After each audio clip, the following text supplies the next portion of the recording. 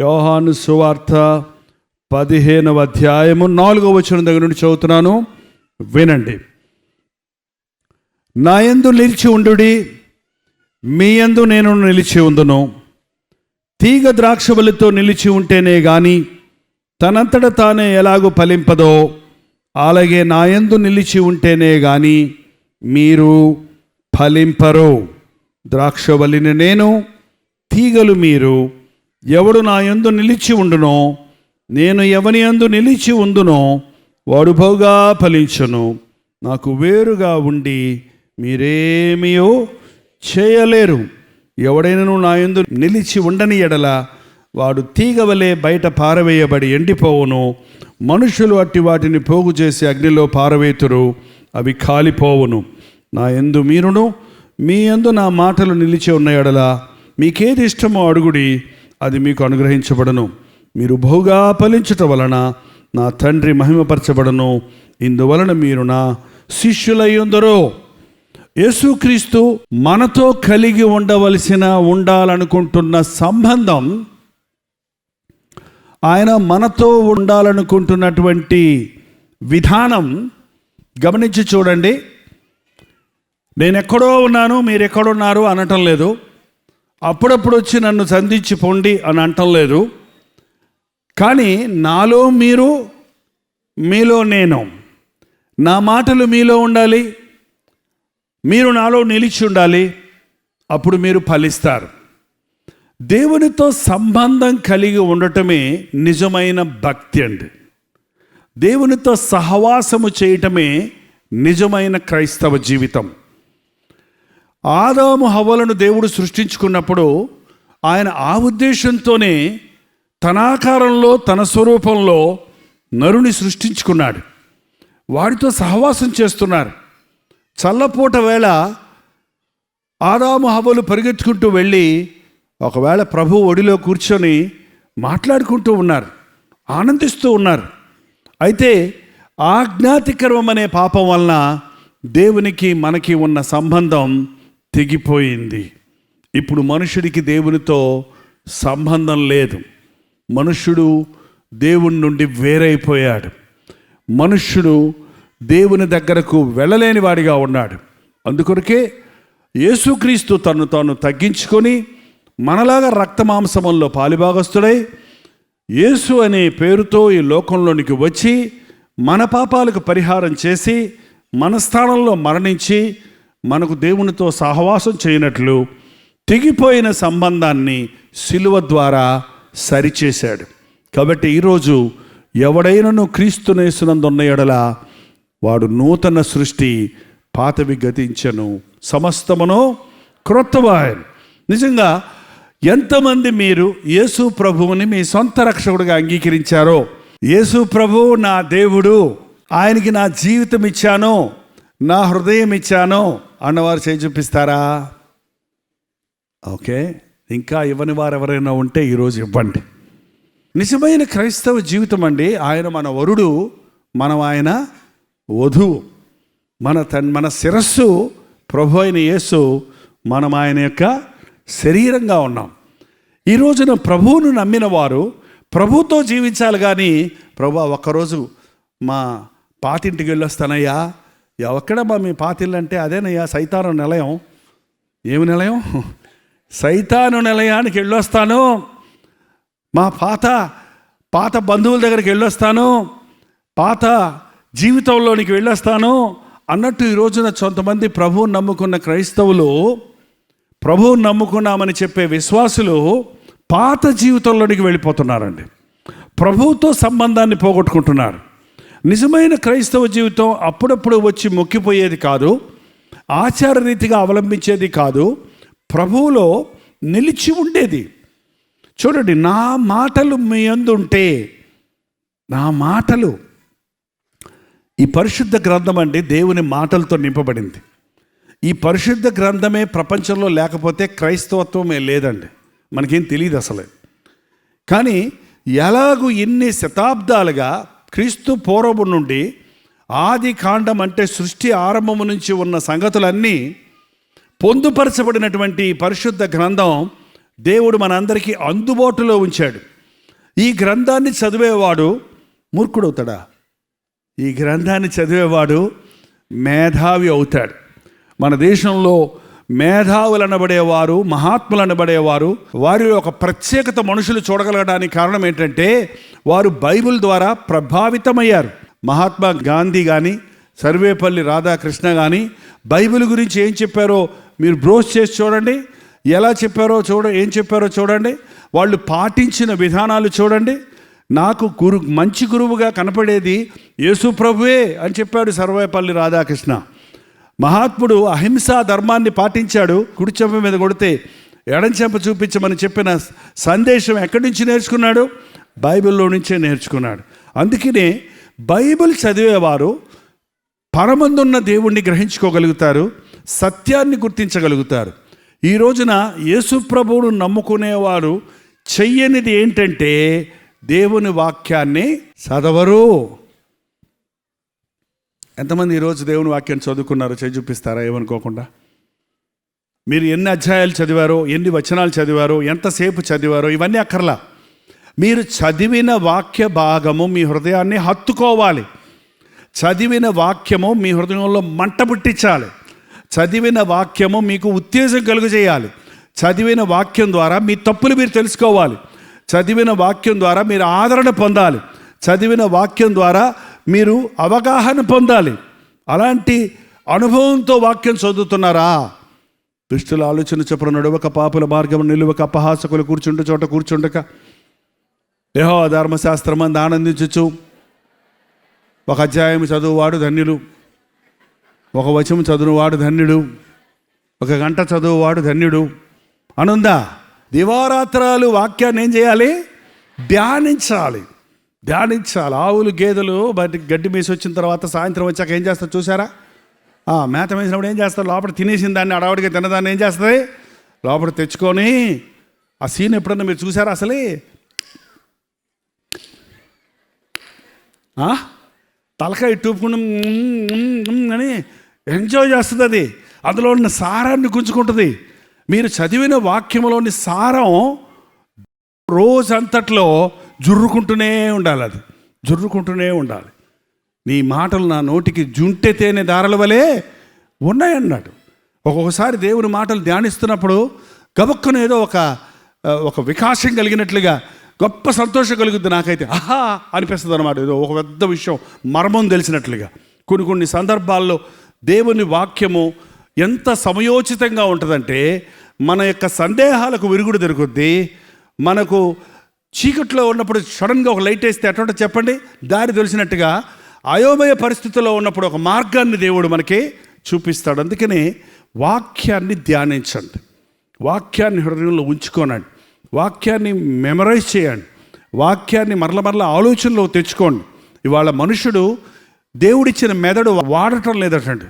దేవుడిచ్చిన అవయవాల్ని కూడా గుర్తించడం లేదండి. దేవుడిచ్చిన గొప్ప తెలివి, ఎంత మెదడులో ఎంత గొప్ప శక్తినిచ్చాడంటే దేవుడు. వాళ్ళ కంప్యూటర్ కనిపెడితే ఆ కంప్యూటర్ కీబోర్డ్ పెట్టుకొని ఆటలాడుతున్నారు, నెట్లో కూర్చొని ఆటలాడుతున్నారు, కంప్యూటర్ ద్వారా ఎన్నెన్ని కార్యాలు చేస్తున్నారు. ఇవన్నీ చేసే ఆ కంప్యూటరు కనిపెట్టడానికి మూలమేంటో తెలుసా? దేవుడు మనకిచ్చిన బ్రెయిన్ ఆధారంగా చేసుకొని మనుషుడు కంప్యూటర్ని కనిపెట్టాడు. ఇవాళ మనుషుడు బ్రెయిన్ వాడటం మానేసి ఏం వాడుతున్నాడు? కంప్యూటర్ వాడుతున్నాడు. అందరికీ యాపిల్ కావాలి. ఇప్పుడు మీరు ఎప్పుడైనా యాపిల్ ఐఫోన్ చూసారా? ఐపాడ్ మీద ఏముంటుంది చూసారా? బొమ్మ ఏముంటుందండి? యాపిల్ ఫుల్గా ఉంటుందా? అది ఆదాముకి ఇచ్చిన యాపిల్. అది మంచి చెడ్డలు తెలివినిచ్చు వృక్ష ఫలవది. అవును, వాళ్ళ కంప్యూటర్లో మంచి ఉంది, చెడుగు ఉంది, కానీ నీకు ఏది తీసుకోవాలో తెలియట్లా.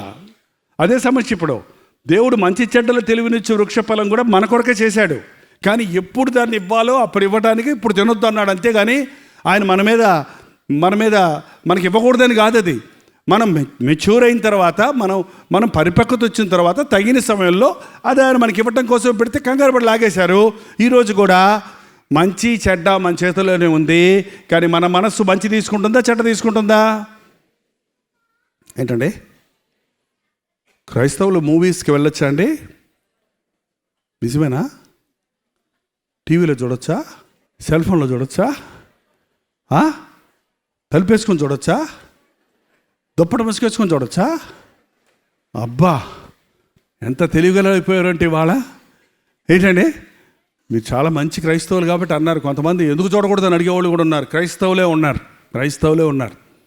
అందులో చాలా మంచి ఉంది కదండి అన్నాడు ఒక ఆయన. నేనంతా ఊటీ వెళ్ళగలనా, నేనంతా స్విట్జర్లాండ్ వెళ్ళగలనా, సింగపూర్ వెళ్ళగలనా? సింగపూర్ సీన్లన్నీ వాళ్ళు డాన్స్ చేస్తుంటే చూస్తున్నానండి. సింగపూర్ చూస్తున్నాను నేను, అంతే. ఏంటండి, మంచి తీసుకుంటానండి, చెడ్డ వదిలేస్తానండి అన్నాడు. నిజం చెప్పండి, మన మనసు మంచి తీసుకుంటుందా, చెడ్డ తీసుకుంటుందా? దావీదు అన్నాడు, నా హృదయము పాపమును పోగు చేసుకుంటోంది. ఇనప మొక్కలు, తుప్పట్టిపోయిన ఇనప మొక్కలు, బంగారు మొక్కలు వేసి అయస్కాంతంతో దాన్ని ఎట్ట అంటే ఏది లాక్కుంటా చెప్పండి? అయస్కాంతమా, ప్లీజ్ అయస్కాంతమా, తుప్పు పట్టిన మొక్కలు ఎత్తుకోకు, ఆ బంగారు మొక్క తీసుకో, చాలా ఖరీదైంది, అది బాగుంటుంది. అయస్కాంతమా, ప్లీజ్ అయస్కాంతమా, మారు మనసు పొంది అయస్కాంతమా అని నువ్వు దానికి గంటసేపు బోధ చేసి దాన్ని మళ్ళీ కూర్చోబెట్టి కొట్టి తిట్టి మళ్ళీ తీసుకొని ఏది దాకుంటుంది? అది దాని స్వభావం. అది హృదయం అన్నిటికంటే మోసకరమైనది, అది ఘోరమైన వ్యాధి గలది. కాబట్టి మనం పాపమే పోగు చేసుకుంటున్నాం. కాబట్టి మంచి ఉంది అని ఒక చేతి నిండా కుష్టున్న ఒక ఆయన మంచి లడ్డు తెచ్చి నీకు ఇస్తుంటే తినండి అంటే ఏమంటావు చెప్పు? లడ్డు బాగుంది, నోరు ఓడుతుంది, కానీ చెయ్యి కుష్ఠరోగంతో ఉంది, తీసుకుంటావా చెప్పండి? మంచి ఉందని పెంటలో ఏదో ఉందని, బంగారం ఉందని దాంట్లో చెయ్యి పెట్టి గెలుగుతావా? మనుషుడు హృదయం చెడిపోయింది, పాపాన్ని పోగు చేసుకుంటున్నాడు, కాబట్టి దినదినం చెడిపోతున్నాడు. మీరే చెప్పండి, నిజంగా మనుషుడికే మంచి తీసుకునే గుణమే ఉంటే, అంటే నా మంచి మీరు, మీ మంచి నేను, నీ మంచి వాళ్ళు, వాళ్ళ మంచి వీళ్ళు, అందరు మంచులు తీసుకుంటూ చెడ్డలు వదిలేస్తా ఉన్నాం అనుకోండి, కొన్ని రోజులు అయ్యేటప్పటికి ఏమైపోతాం చెప్పండి? అందరం ఏమైపోతాం? మంచోళ్ళం అయిపోతాం. కానీ మునుపటి కంటే ఇప్పుడు మంచోళ్ళు అయిపోతున్నారా, మనుషుడు చెడిపోతున్నారా? ఎందుకని? మంచి ఎవడు తీసుకోవడంలా, చెడుగు తీసుకొని ఇంకా చెడుగు ఇంకా చెడుగు అయిపోతుంది, అధ్వానం అయిపోతుంది మనుషుని హృదయం పాడైపోయింది. ఎప్పుడైతే వాక్యముతో ఉదక స్నానం చేయబడతామో, నీ ఎదుట నేను పాపము చేయకుండానట్లు నీ వాక్యము నా హృదయములో ఉంచుకొంటిని అంటున్నాడు దావీదు. యవనస్తులు దేనివల్ల తమ ప్రవర్తన 119వ కీర్తన, ఒకసారి చూడండి, 119వ కీర్తన 9వ వచనం అండి. యవనస్తులు దేని చేత తమ నడత శుద్ధిపరచుకొందరు, నీ వాక్యమును బట్టి దానిని జాగ్రత్తగా చూచుకొనుట బట్టియే కదా. 11వ వచనం కూడా, నీ ఎదుట నేను పాపము చేయకుండానట్లు నా హృదయములో నీ వాక్యము ఉంచుకొని ఉన్నాను. వాక్యము మీ మనసులో ఉంటే పాపం చెయ్యరు. వాక్యం మీ హృదయంలో ఉంచుకుంటే మిమ్మల్ని మీరు ఎప్పటికప్పుడు సరిచేసుకుంటారు. ప్రభు అంటాడు, నా మాటలు మీలో ఉంటే నేను మీలో ఉంటా. మన ప్రభుకి మరో మాట ఏంటంటే, ఆది యందు వాక్యం ఉండను, వాక్యము దేవుని యొద్ద ఉండను, వాక్యము దేవుడై ఉండను. యేసు ప్రభువుకి మరొక పేరేంటి? ఆయన వాక్. ఆ వాక్యము 14 వచ్చిన యోహాను సువార్త 1:14 ఆ వాక్యమే కృపా సత్య సంపూర్ణుడై మన మధ్య నివసించను. శరీరధారిగా కృపా సత్యములతో నిండిన వాడిగా క్రీస్తు మన మధ్య ఉన్నాడు. నీ వాక్యం నీలో ఉందంటే క్రీస్తు నీలో ఉన్నాడని అర్థం. దేవుని వాక్యాన్ని నీవు బ్రతికి చూపించాలి. బైబిల్ పట్టుకునే క్రైస్తవులు బోల్డ్ మంది ఉన్నారు, కానీ బైబిల్ బ్రతికి చూపించే క్రైస్తవులు ఎంతమంది ఉన్నారు? నడిచే బైబిళ్ళుగా ఒక క్రైస్తవుడు ఉన్న రోజున మనం ఫలిస్తాం, చుట్టూన్న వారికి మార్గదర్శకులుగా మారుతాం. నా యందు మీరు నిలిచి ఉండండి, నా మాటలు మీ యందు ఉంచండి, అప్పుడు మీరు బహుగా ఫలిస్తారు. ఫలము అనే మాట అండి బైబిల్లో చాలా చోట్ల ఉంది. యేసు ప్రభు చేసిన మొదటి ప్రసంగం ఏంటంటే, దేవుడి రాజ్యము సమీపించుచున్నది కనుక మారు మనసు పొందండి. మారు మనసు అనే మాట ఇవాళ ఎవరు వాడటం లేదండి. సువార్త వినటానికి ఇష్టం లేదంట మనుషులకి. అవును, ఈ అంచె దినాల్లో మనుషులకి కూర్చొని వాక్యం వినటం ఇష్టం లేదు. ఇష్టం లేదు. అలా చూసి వెళ్ళిపోవాలంతే, అలా కాసేపు ఎంజాయ్ చేయాలంతే. అందుకని వాళ్ళు కూర్చొని ఇవ్వట్లేదు కొంతమంది పాస్టర్ గారులు అయితే. ఆయన నిలబడే ఉంటాడు, వాళ్ళని నిలబెట్టేస్తాడంటే. ఏంటండి, అంతే, నిలబడే డ్యాన్స్ మళ్ళీ ఒట్టప్పుడు కాదు, నిలబడి ఏంటంటే డ్యాన్సులు వేసేస్తున్నారు. బట్ డ్యాన్సులు కొట్టమంటే ఏం ఎగబడతారో యవనస్తులంట. ముఖ్యంగా యవనస్తులకి డ్యాన్సులు నేర్పిస్తాం వల్ల ప్రయోజనం ఏముందండి? యవ్వనవ కాలములో కాడి మోయట నరునికి, యవన కాలంలో డ్యాన్స్ వేయట నరునికి మేలని ఉందా బైబిల్ ఎక్కడన్నా? యూత్ మీటింగ్లను పెడతారు, డ్యాన్సులు, క్విజులు, స్కిట్టులు, ఏంటంటే నవ్వులు, గల్లంతులే, కానీ పశ్చాత్తాపం లేదు, మారు మనసు లేదు. యేసుప్రభు చెప్పాడు, మీరు మారు మనసు పొందండి. నువ్వు మారు మనసు పొందాను అని చెప్తారు చాలామంది. మారు మనసు పొందానని అంటారు, కానీ మారు మనసుకు తగిన ఫలాలు ఫలించాలి. క్రైస్తవుల జీవితాల్లో పాపం జయించగలిగిన మనసు మారు మనసు అండి.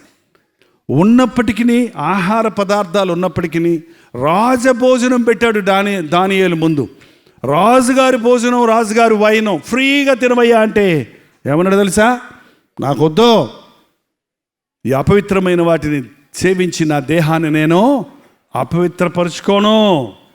అది మారు మనసు పొందిన వ్యక్తి డబ్బులు ఉన్నా కూడా, పాపం చేయడానికి అవకాశం ఉన్నా కూడా తన కొత్త హృదయాన్ని కలిగి ఉన్నాడు కాబట్టి ఇది నాకు వద్దు, ఇది నేను చెయ్యను అని చెప్పగలుగుతాడు. మారు మనస్సుకు తగిన ఫలములు ఫలించండి. నేను మారు మనసు పొందాను, యేసుప్రభు బిడ్డనని చెప్పేవాడైనా ఎవరైనా ఉంటే వారి జీవితంలో దాని యొక్క ఫలం కనబడాలి.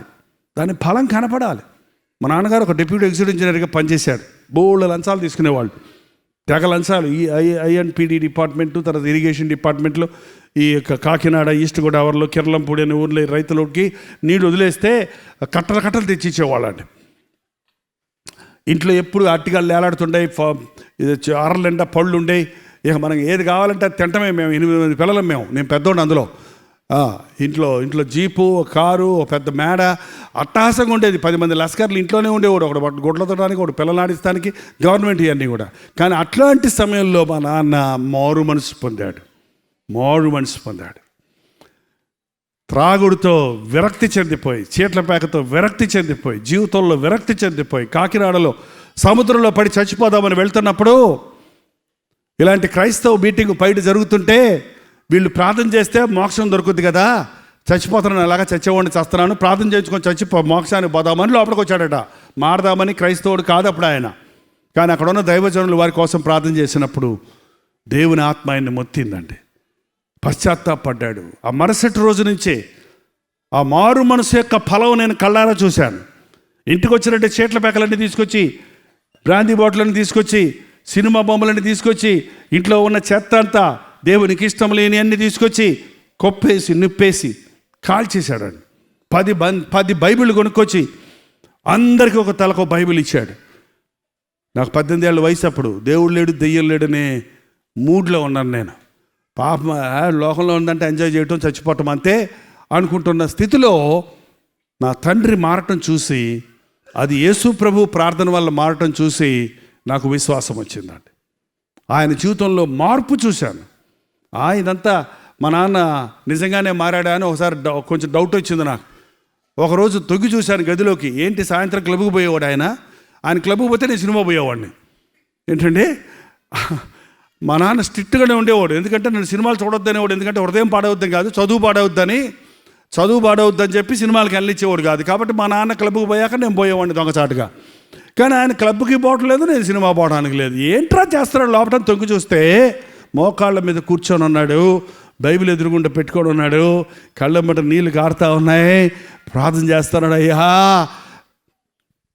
నా దోషాలు నా జ్యేష్ఠ కుమారుడు ఒళ్ళు వెయ్యకు, జైపాలను రక్షించు అని ఏడుస్తూ ప్రార్థన చేస్తాడు. నాకు సొర్రమంది ఆ రోజైతే. ఏంటండి, నేను అప్పుడు మారు మనసు పొందలేదు కదా. నువ్వు 40 ఏళ్ళు అయ్యి చేసి తిని తాగి చూసి చేసి ఇప్పుడు మారావు. నాకు ఇప్పుడే 18 ఏళ్ళు. ఇంకా నువ్వు మేసాలు వచ్చాయి. ఇంకా నేనేమి తాగలేదు, తినలేదు, చూడలేదు.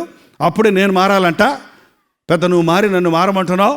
నిజమే, యేసు ప్రభు దేవుడే, కానీ ఇప్పుడే మారాల్సిన అవసరం లేదు, అన్నీ చూశాక మారతానులే అని కొంచెం భీష్మించుకొని 3 నెలలు పోరాడాను మా నాన్నతోటి. కానీ అంతకంటే ఎక్కువ దేవునితో, తండ్రి ప్రార్థనతో పోరాడలేకపోయాను. ఆ 18వ ఏట నేను రక్షించబడ్డాను.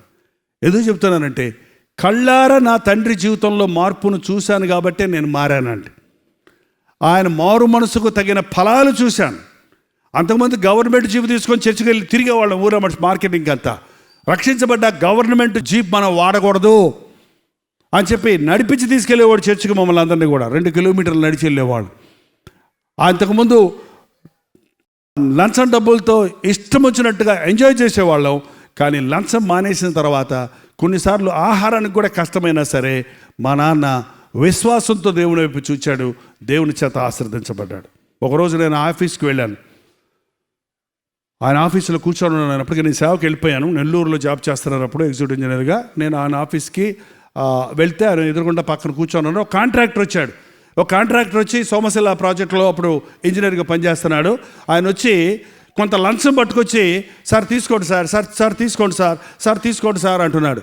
ఏంటండి మా నాన్న అన్నాడు, నేను యేసుప్రభుని నమ్ముకున్నాను. బైబిల్ ఉంది ఆఫీస్లో, ఎదురుగుండా బైబిల్ పెట్టుకున్నాడు, పెద్ద బైబిల్. నేను యేసుప్రభుని నమ్ముకున్నానయ్యా, నేను లంచం తీసుకోను. ఏంటి సార్ మీ జూనియర్ ఇంజనీర్ గారు తీసుకున్నారు సార్, ఆయన క్రైస్తవుడే sir, what is there sir అని కొంచెం మీరు తీసుకుంటే సార్ మాకు బాగుంటుంది సార్, మాకు పని జరుగుతుంది సార్, సార్ సార్ సార్ అంటున్నా. ఒత్తిడి చేస్తుంటే మా నాన్న చెప్పన్నారు, సరే అయ్యి నా చేతులు కుష్ఠరోగం రావాలంటే ఇయ్యి అన్నాడు. సార్ సార్ ఏంటి సార్ అలా మాట్లాడతారు? అవునయ్యా, ఇప్పటికి నేను చేసిన పాపాలకి నా చేతులకి కుష్ఠరోగం రావాల్సింది. యేసు ప్రభువు నా చేతుల కొరకు తన చేతుల్లో శీలలు కొట్టారు కనుక ఈ రోజున నాకు ప్రాయశ్చిత్తం జరిగింది కనుక నేను రక్షించబడ్డాను. దయచేసి నాకు లంచం ఇవ్వద్దు. మారు మనస్సుకు తగిన ఫలం. లంచం తీసుకునేవాడు లంచం తీసుకోడు, అబద్ధం ఆడేవాడు అబద్ధము ఆడడు, సినిమాలకు వెళ్ళేవాడు సినిమాలకు వెళ్ళడు. ఏంటండి ఒక ఎవరొస్తుడు మారు మనసు పొందాడు, ఆయన పేరు యేసుపాదం. యేసుపాదానికి మారు మనసు లేదు ముందు, కానీ తర్వాత మారు మనసు పొందాడు. ఆ ఫ్రెండ్స్ అందరూ కలిసి సినిమాకి వెళ్ళేవాళ్ళంట. వాళ్ళందరూ పోరా ఏంట్రా పెద్ద, మనం అందరం ఫ్రెండ్స్మే కదరా, చర్చికి పోతాం సినిమా పోతాం, చిన్నప్పటి నుంచి ఇదే కదరా మనకి, ఇప్పుడు పెద్ద ఏంది నువ్వు భక్తి వచ్చింది నీకు అంటే, నేను సినిమాలు చూడండి రా, నేను మారు మనసు పొందాను రా అంటే వాళ్ళందరూ కలిసి నలుగురు కలిసి మోసుకొని తీసుకుపోయారు టికెట్ కొని లోపలికి. టికెట్ కొని లోపలికి తీసుకెళ్ళి సినిమా హాల్లో కూర్చోబెడితే కళ్ళు మూసుకొని నేను చూడను, నేను సినిమా చూడను, నేను సినిమా చూడను, నేను మారు మనసు పొందాను, నేను సినిమా చూడను, నేను గట్టిగా అరుస్తున్నాడంట. పక్కన కూర్చున్న వాళ్ళందరూ సినిమా స్టార్ట్ అయిపోయింది. చూడండి అంటే ఎందుకు ఆయన పెట్టుకుని మాలను చూడకుండా చేస్తాడు, పంపించేయబెట్టాడు. మళ్ళీ తీసుకెళ్ళి మర్యాద బయట వదిలిపెట్టారు.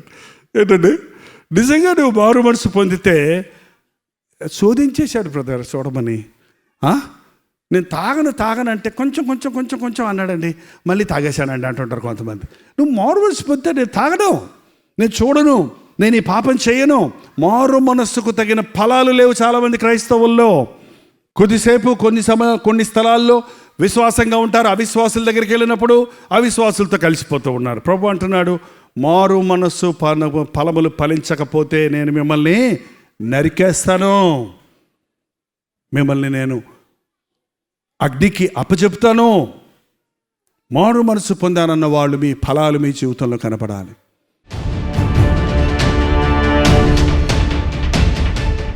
చాలా ప్రశస్తమైన సమయము, పరిశుద్ధాత్ముడు నిన్ను దర్శించే సమయము.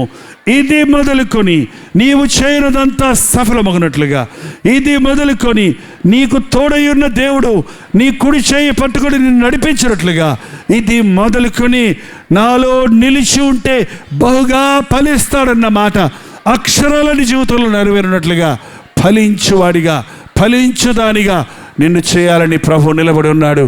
దేవా నన్ను ముట్టయ్యా, నీలో నిలిచుండే కృప నాకు దయచేయి నాయన.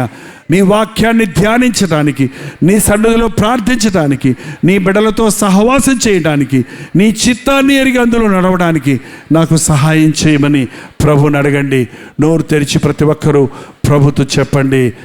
పరిశుద్ధుడా, ప్రేమగల తండ్రి, ఒక్కసారి నీ బిడ్డలను చూడు నాయన. ప్రభువును నమ్ముకున్నానే కానీ నా జీవితంలో ఆశీర్వాదం లేదే, ఈ రోగాల నుండి నాకు స్వస్థత కలగటం లేదే, ఈ నష్టాల నుంచి నాకు విడుదల దొరకటం లేదే, నా జీవితంలో అభివృద్ధి నేను చూడలేకపోతున్నానే, ఎప్పుడు చూసినా నా బ్రతుకులో ఫెయిల్యూరే ఉంది, అపజయాలే చూస్తున్నానే అని ఎవరెవరు నీకు మొరపెట్టుకుంటున్నారో ఒక్కసారి అట్టి వారిని చూడయ్యా. నీలో నిలిచి ఉండినట్లుగా పరిశుద్ధాత్మ కార్యాన్ని మా మధ్య జరిగించము తండ్రి. నీతో సహవాసము చేసే అనుభవాన్ని దయచేయము నాయన. ప్రతిరోజు నీ వాక్యము చదవకుండా, నీ సన్నిధిలో ప్రార్థించకుండా మా దినచర్యను ప్రారంభించకుండా చేయి తండ్రి. శాపములో ఉన్నవారిని నజరేయుడైన యేసుక్రీస్తు నామములో విడుదల చేయుచున్నాము తండ్రి. ఫలితము లేదే అని కృంగిపోయిన స్థితిలో ఉండి సాతాను చేత కృంగదీయబడిన వ్యక్తులుగా ఉన్న వారిని నజరేయుడైన యేసుక్రీస్తు నామములో విడుదల చేయుచున్నాము నాయన. నీ వాక్యాన్ని చదవక నష్టపోయిన వారిని, సెల్ ఫోన్లకు బానిసలైపోయిన వారిని, లోకానికి పాపానికి బానిసలుగా ఉన్న వారిని నజరేయుడైన యేసుక్రీస్తు నామములో విడుదల చేయుచున్నాము తండ్రి. నిన్నే ప్రేమిస్తానికి, నిన్నే వెంబడించడానికి, నీతోనే జీవించడానికి, నీతోనే నడవడానికి ఒక తీర్మానం చేసుకొని ఇక్కడి నుంచి వెళ్ళడానికి మాకందరికీ నీ సహాయం చేయము. నిశ్చితమైతే, నీ రాకడ ఆలస్యమైతే మరల కలుసుకునే తరుణాలు దయచేయమని యేసుక్రీస్తు నామములో అడుగుచున్నాము తండ్రి. మన తండ్రి అయిన దేవుని యొక్క ప్రేమయు, కుమారుడైన క్రీస్తు యొక్క కృపయు, ఆదరణకర్త అయిన పరిశుద్ధాత్మ యొక్క సహవాసమును కూడి ఉన్న మనందరికీ ఇప్పుడును సదాకాలమును తోడై ఉండునుగాక. ఆమేన్, ఆమేన్, ఆమేన్.